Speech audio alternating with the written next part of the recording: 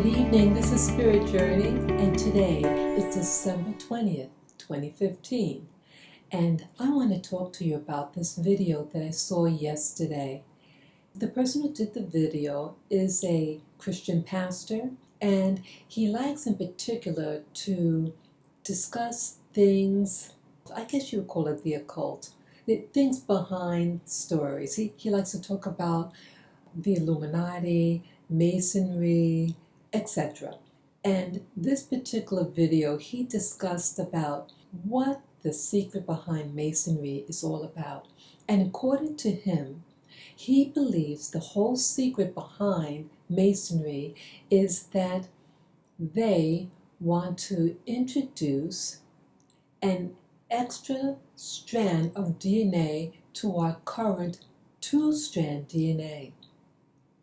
And that, like in the Bible, they talk about how the sons of God mingled with the daughters of man, and that alludes to it. It's about mixing. You have this foreign thing mixing with people of the earth, and that Masonry wants to usher in this occurrence again. And if I understood right, that to introduce this extra DNA is, to one thing, to try to thwart the Creator's plan for mankind, and that to introduce this extra DNA is to increase to give us immortality.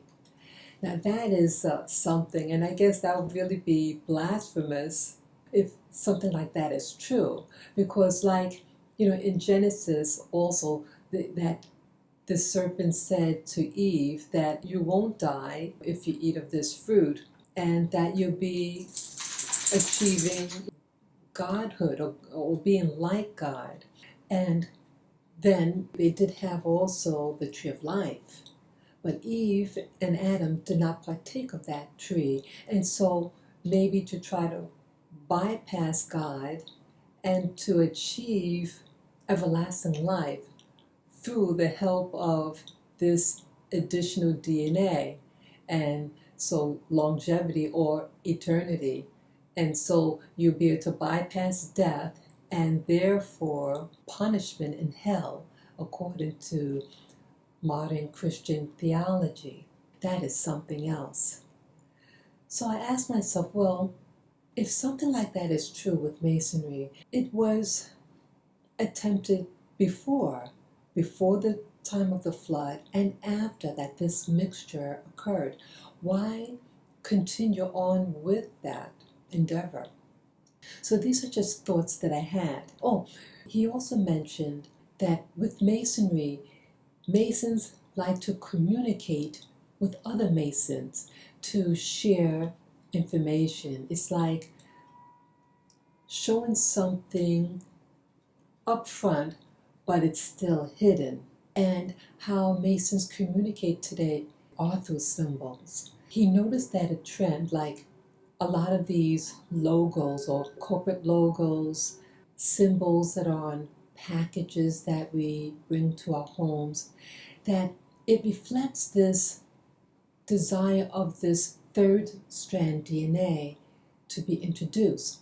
For example, you might have a logo with like 3 coily strands, or you'll have these, what looks like a yin and yang symbol, but rather than just 2, you have an extra third one in there.